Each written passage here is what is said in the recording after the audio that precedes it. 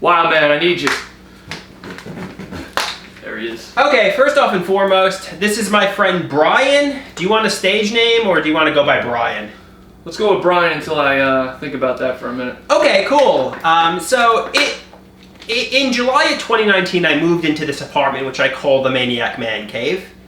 And, right now I guess it's April of 2021, right? It is? Yeah, sometimes I lose track of time. I'm like a dog. Like, I don't know if it's March, I don't know if it's April, but, Got the right year, though. I got the right year. I'm in the right zone when it comes to that. But, I guess the point is, he's the second friend I've ever brought over the apartment. I had my friend from the Psychosocial Clubhouse, and Brian is number 2, so you're breaking new ground. All right. The first male friend I've ever brought over. Thank you for having me. You're welcome. Much appreciated.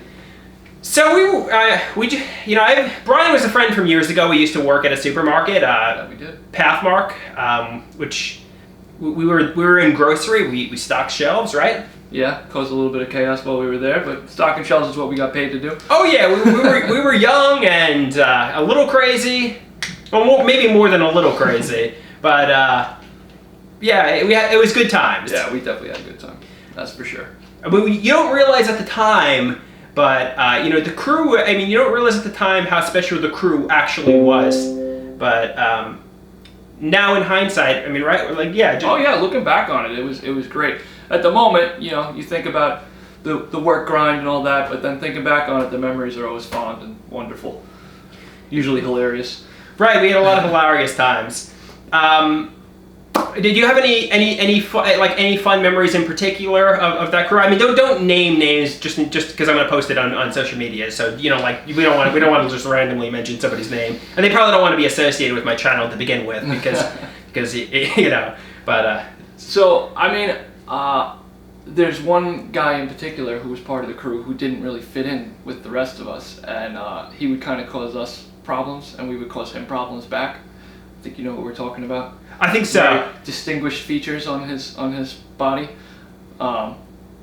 and so basically, a lot of my memories that are kind of like conflicted, they're not good or bad, are the ones that have to do with him, because sometimes he would just purposely sabotage things to make work harder or not do things to leave on us, and then other times we would prank him or block him in or lock him in a truck bay or something, and I remember one time specifically, you just had enough and told him how you felt, and everyone was like, "Oh my God, drop the mic!" Right. We gotta go. Yeah, I mean, sometimes you say, in hindsight, I cringe thinking back to that because of how but I mean, at the time, you look back and you're like, oh, I was young and stupid, and I kind of regret doing it in hindsight, but.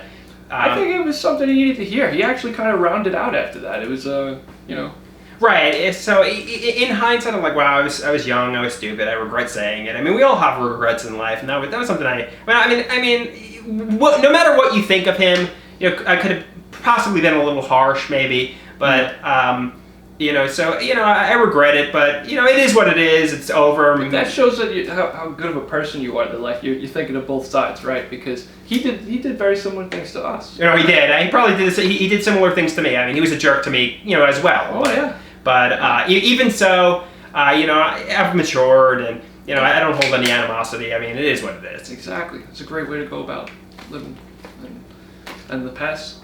It's awesome. Okay, so we were talking about the millionaires and billionaires of society. Yes. Like Elon Musk, Mark Zuckerberg. Who's that other guy you mentioned that has Jeff Bezos? Jeff Bezos. Absolutely. He makes more money in a minute than I have in my bank account.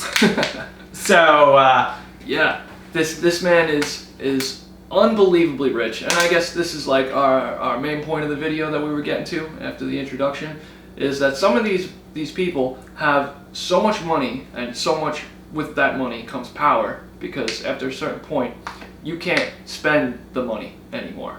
It's about power at that point. There's no physical way that these people could spend that money if they tried. So they have the power to change the world in positive or negative ways. They just have all this power. And that's something we were discussing earlier. And we were also discussing how, if social media wants to silence you, and people like powerful people are conspiring to silence you on social media, they can do it. I mean, look at what they did to Donald Trump. I mean, we personally aren't fans of Donald Trump, but it was clear they wanted to remove him from the presidency. The powers that be, the Jeff Bezos, the Elon Musks. I mean, because I don't know. I mean, I don't think Donald Trump was the savior to society, but I believe in America we should have freedom of speech, right. and I don't know. But even so, and they had the power to take it away. Yeah, and these people. I mean, they could make us disappear. And nobody would even bat an eyelid. They have so much money that So I guess the point is, I don't think there should be the enormously wealthy, the people, the top 1%, when there's poverty and homelessness. I mean, these people have enough money where they could cure world hunger. They could end poverty. They could homelessness. They could end homelessness, yeah. And yet they hoard the wealth for themselves. Mm-hmm.